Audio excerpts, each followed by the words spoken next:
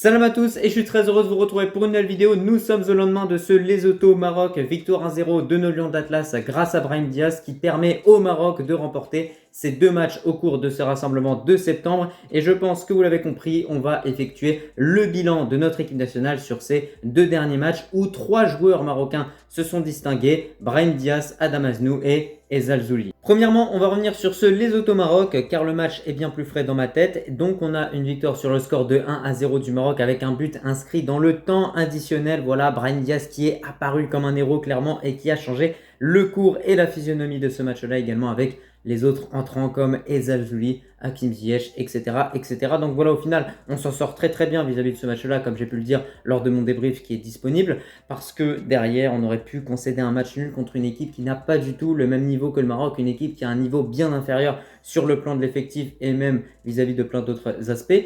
Et il ne faut pas oublier, bien évidemment, que cette équipe du Lesotho avait également mis en échec une équipe du Nigeria en obtenant un match nul, et que c'est une équipe qui n'est pas facile. Pourquoi ? Puisqu'ils ont tout simplement défendu durant l'ensemble de ce match-là avec 11 joueurs. Donc c'était pour ça que c'était difficile de déstabiliser cette équipe-là. Mais au final, dans ce Lesotho Maroc, il y a quand même des points positifs à retirer de ce match-là, en commençant par Adam Aznou qui a été titularisé en tant qu'arrière gauche et qui a joué les 90 minutes de ce match-là et qui a juste été exceptionnel. Franchement, je ne m'attendais pas à une première sélection d'une si haute qualité de sa part. Il a vraiment été au niveau et sa prestation a vraiment fait parler partout parce qu'on a même certains fans du Bayern Munich qui en ont parlé. Donc on a eu 22 duels remportés, la plupart de ces dribbles ont été réussis. Je crois qu'il a réussi 6 dribbles au total, ce qui est un total énorme, bien évidemment, pour un défenseur gauche.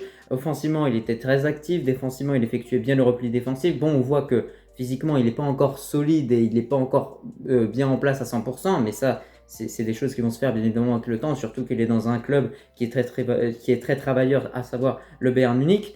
Donc il faut vraiment qu'il continue sur cette lancée, mais concernant une première sélection, sortir un tel niveau, c'est remarquable. Juste avant que je continue avec cette vidéo, si ce n'est pas fait, je t'invite à t'abonner, à liker et à commenter cette vidéo, et un très grand merci à l'ensemble des personnes qui feront ça. De l'autre côté, l'autre joueur qui a brillé au cours de ce Lesotho au Maroc, c'est bien évidemment Brahim Diaz qui a changé la physionomie de ce match-là. On a vu qu'au milieu de terrain, il apportait beaucoup de choses, on a vu qu'offensivement, il était très impliqué, il a réalisé plusieurs dribbles, il arrivait à faire des différences, mais en face, il y avait un vrai bloc du Lesotho qui était très bien en place, une équipe qui a d'ailleurs commis un nombre de fautes incalculable, voilà, plus d'une vingtaine de fautes commises à l'encontre des joueurs marocains, donc c'était compliqué réellement de se procurer des occasions face à cette équipe-là, même si au niveau de ce match-là, bien évidemment, j'ai remarqué deux choses, deux faits clairement, un manque d'efficacité côté marocain et également beaucoup trop de déchets techniques. C'est vraiment ces deux problèmes-là que j'ai principalement ciblés, et on a encore ce même problème à vouloir toujours se rapprocher au maximum du but adverse avant de tenter sa chance, avant de prendre une décision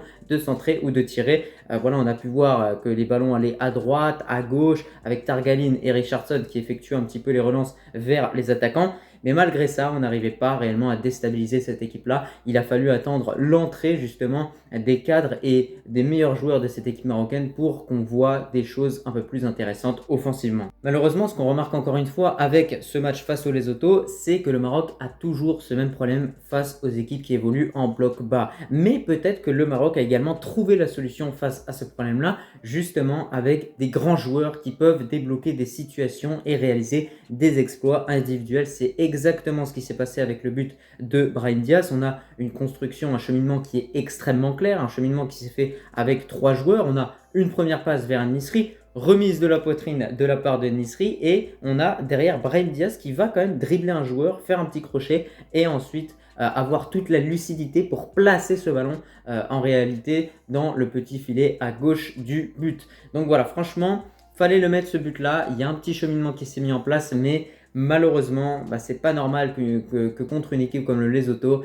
on n'arrive pas réellement à marquer avant dans ce match-là et qu'on doive réellement attendre un exploit individuel de la part de Brahim Diaz. Après, je pense que pour se montrer dangereux contre n'importe quelle équipe qui évolue en bloc bas, il faut jouer avec plus de rythme, avec plus d'intensité. Et hier, autant vous dire que l'intensité, que ce soit au milieu de terrain ou au niveau de notre attaque, on ne l'a pas vu, tout simplement. On l'a vu qu'à partir du moment où il y a Brahim Diaz qui est venu dans ce milieu de terrain et qui a apporté sa vitesse, sa capacité d'accélération. On a vu également les passes de Hakim Ziyech qui apportent toujours un dynamisme à nos attaques. Voilà, c'est peut-être pas le meilleur joueur marocain en ce moment. En club, on sait qu'il vit une situation compliquée, mais lorsqu'il est en équipe nationale, voilà, faut pas se mentir, faut rester objectif. On voit à quel point c'est transversal. Ces passes à mi-hauteur font vraiment beaucoup de bien à notre équipe nationale. Et la preuve en est que le but qu'on inscrit, il est amené au début par une passe de Ziyech vers En-Nesyri. Donc voilà, il y a encore beaucoup de choses à régler, bien évidemment. Moi, je pense que pour mettre également en danger ces équipes qui jouent en bloc bas, il faut obtenir le maximum de coups de pied arrêtés, essayer de jouer avec du vice, essayer de faire des corners. Mais aujourd'hui, cette équipe du Lesotho, elle aurait pu poser des problèmes à l'Égypte, au Sénégal, à toutes les plus grandes équipes africaines. Donc voilà, il ne faut pas oublier également ça, c'est que toutes ces petites équipes justement élèvent leur niveau de jeu et font que maintenant en Afrique, les matchs sont de moins en moins faciles. Après ce match contre le Lesotho, j'ai vu beaucoup de supporters marocains souhaiter le départ de Walid Regragui. Moi, je vais vous expliquer de mon côté mon avis et ce que j'en pense. Je pense qu'il doit rester. Pourquoi? Pour qu'il y ait une certaine stabilité et parce que déjà tout ce qu'il a pu construire auparavant, même si voilà, on n'a pas obtenu des résultats de fou et qu'on voit que sur le plan offensif, il y a encore beaucoup de choses à corriger, comme sur le plan défensif également. Pourquoi il doit rester? Pour qu'il y ait cette certaine stabilité, parce qu'il y a un lien qui a été créé entre lui et les joueurs, et surtout parce que le nouveau sélectionneur, s'il y en aurait un justement avant cette CAN 2025, lors de la première conférence de presse, qu'est-ce qu'il va vous dire? Il va vous dire « Je suis venu, j'ai pas beaucoup de temps ». Il faut s'y attendre. Et donc, c'est pour ça qu'en réalité, quand on voit le timing avant cette Coupe d'Afrique 2025 au Maroc à domicile, il est tout à fait impossible aujourd'hui, et c'est inimaginable, pour moi, je vous le dis honnêtement, de ramener un nouvel entraîneur et de construire quelque chose de solide pour remporter une Coupe d'Afrique à domicile. Pour moi, on doit vraiment faire confiance à Walid Regragui et voir ce que ça va donner durant les prochains mois. Mais on voit qu'il y a une certaine progression au fur et à mesure. N'oubliez pas que justement le Maroc avait galéré contre l'Angola, avait fait un match nul contre la Mauritanie. Là, pour ce rassemblement, on a 2 victoires. Pour le rassemblement qui était encore avant, on a également 2 victoires. C'est les résultats qui comptent. Victoire 6-0 contre le Congo, victoire 2-1 contre la Zambie, victoire 1-0 contre le Lesotho et cette victoire 4-1 contre le Gabon. Et concernant cette victoire 4-1 contre le Gabon, on va désormais se tourner vers ce match-là dans cette vidéo. Et premièrement, ce que j'ai remarqué, c'est que le résultat ne représente pas ce qui s'est passé dans le match. Parce qu'en réalité, notre équipe nationale a beaucoup subi au cours de ce match-là, notamment parce qu'il y avait un certain déséquilibre au milieu de terrain qui était amené par le fait que Erhanous n'est pas un milieu central à vocation défensive. Et donc on avait Amrabat qui se retrouvait tout seul face à l'ensemble du milieu gabonais et donc forcément il ne pouvait pas gérer la situation tout seul. On voyait que voilà, entre l'attaque et la défense, il y avait comme un trou côté marocain, on va pas se mentir. Et donc c'est pour ça que c'était beaucoup mieux concernant ce match contre le Lesotho où on avait Targaline et Richardson qui sont des milieux centraux mi-offensifs, mi-défensifs. Donc voilà, ça apportait vraiment un équilibre au milieu de terrain et on a vu qu'il y a eu beaucoup d'avancées qui ont été fournies vis-à-vis de ça. Mais concernant ce match contre le Gabon, le Maroc a beaucoup subi. Mais on a également certains joueurs qui ont brillé, comme tout simplement Yacine Bounou qui s'est montré décisif, qui moi m'a rassuré personnellement. Je me suis dit voilà, on a un Yacine Bounou, on sait qu'on peut compter sur lui lorsqu'il y a des parades à réaliser. Et il y a également d'autres joueurs offensivement qui ont brillé, Brahim Diaz, El Alzouli. On a qui d'autre? On a Hakim Ziyech et on a également Ayoub El Kaabi qui est entré en cours de match. Voilà, donc le joueur aussi qui m'a beaucoup plu au cours de ce rassemblement, c'est bien évidemment El Alzouli. Alors là, sur le côté gauche, il m'a bluffé.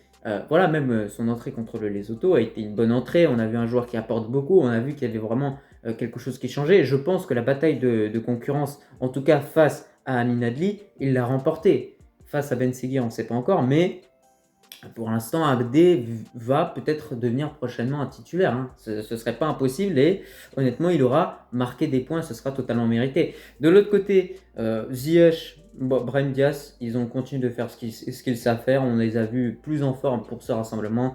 Ça fait plaisir. Voilà, Ziyech, 2 buts contre cette équipe gabonaise. Maintenant, je le répète encore une fois, ce match contre le Gabon...